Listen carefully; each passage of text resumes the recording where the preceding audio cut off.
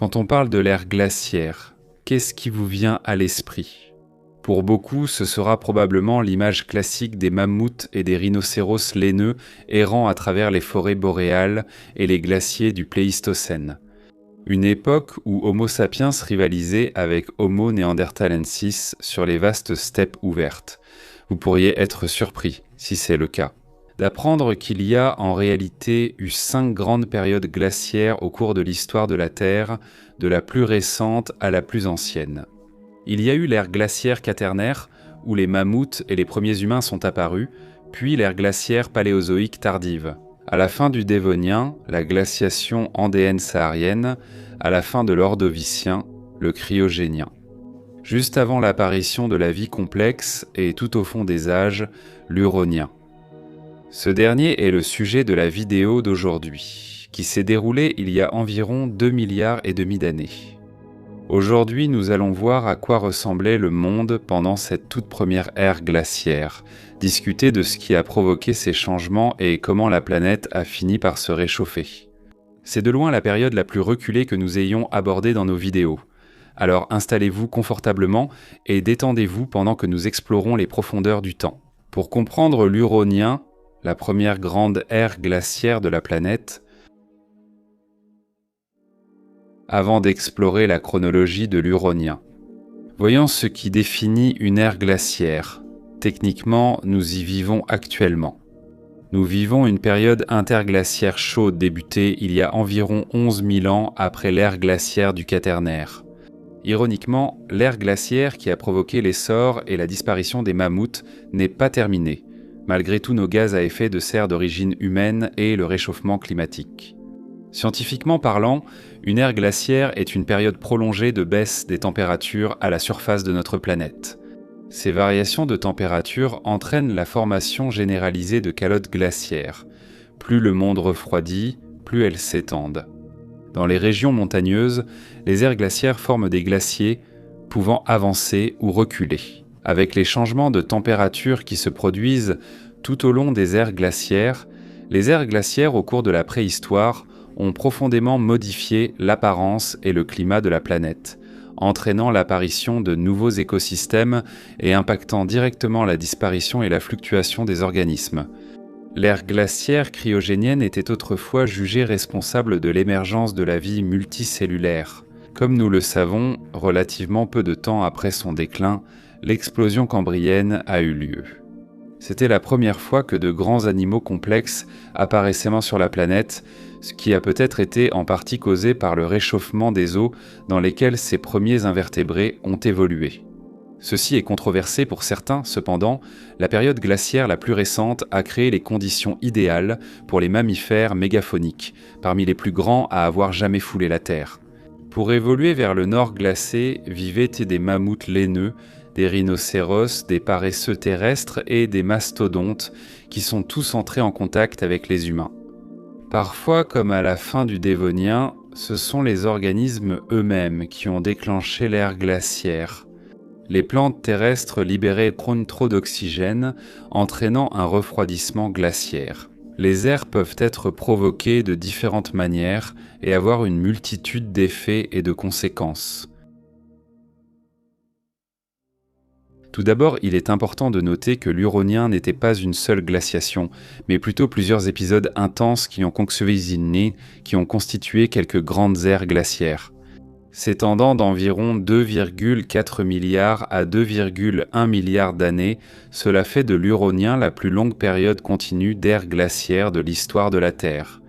Mais il est difficile de calculer les chiffres et les dates précis en raison du fait que cela s'est produit il y a un temps incroyablement lointain. Considérez que les dinosaures n'ont fait leur apparition qu'il y a environ 230 millions d'années. Cette ère glaciaire a commencé il y a plus de 2 milliards d'années. C'est une période vraiment colossale, et les roches ne peuvent révéler qu'une quantité limitée d'informations aux scientifiques lorsqu'elles sont aussi anciennes. En conséquence, une grande partie de ce que nous savons sur l'Uronien repose sur des estimations calculées à partir de preuves limitées. L'ère glaciaire uronienne a commencé pour la première fois à ce que l'on appelle l'ère paléo-protérozoïque. À cette époque, la Terre avait environ la moitié de son âge actuel. Comme vous l'imaginez, elle serait méconnaissable aujourd'hui. Le centre de la Terre était bien plus chaud qu'il ne l'est aujourd'hui, grâce à la présence d'un grand nombre d'isotopes radioactifs, qui produisent mieux de la chaleur en se désintégrant. Cette chaleur était répercutée à la surface, car elle se dissipait lentement vers la croûte et l'extérieur de la planète. De fortes concentrations de méthane et de dioxyde de carbone rendaient ce monde étrange, inhospitalier et toxique. Les plantes de serre étaient encore à des milliards d'années d'évoluer, n'apparaissant sur la scène qu'il y a 700 millions d'années, créant un supercontinent stérile et rocheux connu sous le nom de Columbia, qui était enveloppé de mer brûlante, atteignant jusqu'à 85 degrés Celsius. La vie existait ici, mais pas telle que nous la connaissons. Les plus grands organismes sur Terre n'étaient non visibles qu'au microscope. La vie multicellulaire venait tout juste de commencer à évoluer. Mais nous étions encore très très loin de rencontrer les premiers animaux évolués du monde. De plus, la rotation de la Terre était très différente à l'ère paléoprotérozoïque, ce qui signifiait qu'une année durait 450 jours, chaque jour ne durant que 20 heures. L'ère glaciaire huronienne a débuté après des changements atmosphériques ayant favorisé un monde glacé. Le premier changement fut une baisse notable du méthane dans l'air, qui coïncida avec une augmentation régulière du taux d'oxygène. Ces changements ont été provoqués par une augmentation des cyanobactéries dans les eaux, ce qui a déplacé le méthane et créé les conditions idéales pour un monde froid. L'augmentation de l'oxygène à cette époque est indiquée par la présence de formations de fer rubané, colorées en rouge selon un motif fascinant par l'hématite. Ces motifs sont absents des roches plus anciennes, indiquant que ces changements atmosphériques ont été essentiels au déclenchement de l'Huronien. Les périodes glaciaires répétées au cours de l'Huronien ont été provoquées par des changements dans l'atmosphère. Pendant les ères glaciaires, une baisse de l'oxygène réchauffait, tandis qu'une hausse refroidissait la planète.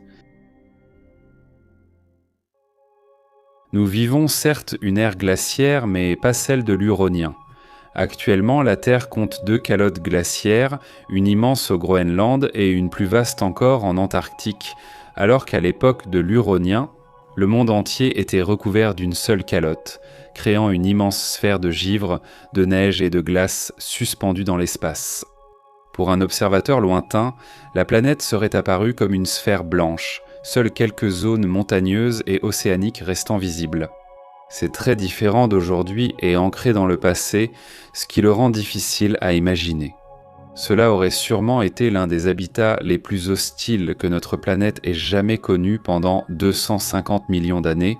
Après le début de l'Huronien, l'activité volcanique de la Terre s'est pratiquement arrêtée, offrant à la glace des températures encore plus basses pour s'étendre, partout dans le monde.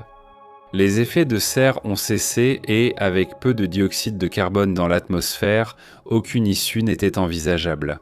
Pendant des millénaires entiers, malgré le froid, la vie sur Terre a persisté. Certes, ces organismes étaient des êtres adaptables, microscopiques et filamenteux. Avec de telles conditions, c'est déjà un miracle qu'ils aient survécu, et encore plus qu'ils aient pu en sortir pour se diversifier en êtres plus complexes. Leur monde était passé d'une température proche de l'ébullition à une température proche du gel en un laps de temps remarquablement court, ce qui témoigne assurément des capacités de ces petits organismes. Les conditions sur la terre ferme étaient tout aussi brutales. D'immenses glaciers s'étendaient des hautes altitudes jusqu'aux basses, rampant sur la terre comme un manteau blanc d'une taille inimaginable. Ces glaciers couvraient d'immenses portions du supercontinent avant d'atteindre le grand océan à plusieurs endroits, puis commencer à en geler la surface. Si des humains pouvaient voyager dans le temps et voir à quoi ressemblait le monde à l'époque huronienne, ils ne survivraient vraiment pas longtemps. Les cieux sombres étaient déchirés par des tempêtes de neige et des rafales de vent glacé, faisant de cette époque l'un des endroits les plus douloureusement hostiles de toute l'histoire de la Terre. La Terre est en perpétuel changement, et il ne faudrait pas longtemps, géologiquement parlant, avant que la glace ne fonde, rendant à la planète sa chaleur brûlante d'autrefois. L'effet boule de neige ne pouvait se poursuivre que si les conditions atmosphériques le permettaient, nain. Et lorsque ces conditions ont inévitablement changé, l'Huronien a pris fin dans les eaux. L'immensité du temps pendant lequel cela s'est produit rend très difficile pour les scientifiques de déterminer exactement ce qui a provoqué la fin de l'Huronien. On pense que cela s'est produit quand le dioxyde de carbone a progressivement réintégré et demeuré dans l'atmosphère. Cela a peut-être eu lieu lorsque les volcans ont repris leur activité sur la Terre glacée, réchauffant la région et libérant beaucoup de gaz dans l'atmosphère. Des séries d'éruptions auraient pu aggraver cet effet, accélérant le réchauffement climatique intense. Ces conditions plus chaudes persisteraient pendant plus d'1,5 milliard d'années, jusqu'à ce que la glace finisse par revenir. L'ère glaciaire du Cryogénien a ramené les conditions froides, juste avant que de grands animaux plus complexes ne commencent à évoluer dans les mers. Ce serait peut-être la période la plus froide jamais connue sur Terre. Et cette ère glaciaire a duré plus de 100 millions d'années, ce qui en fait un sérieux prétendant au titre de deuxième plus longue période glaciaire que notre planète ait connue. À partir de là, la vie continuerait de s'adapter et d'évoluer vers de nouvelles formes merveilleuses, tout au long de l'ère paléozoïque. Jusqu'à la fin de l'Ordovicien, lorsque la glace reviendrait une fois de plus, les glaciations huroniennes et autres ères glaciaires préhistoriques suscitent des questions sur la capacité des humains à s'adapter à de tels changements climatiques majeurs. Aujourd'hui, il est intéressant de penser à comment nous réagirions à une nouvelle Terre boule de neige. Que se passerait-il si notre assaut industriel sur la planète continuait sans limite ?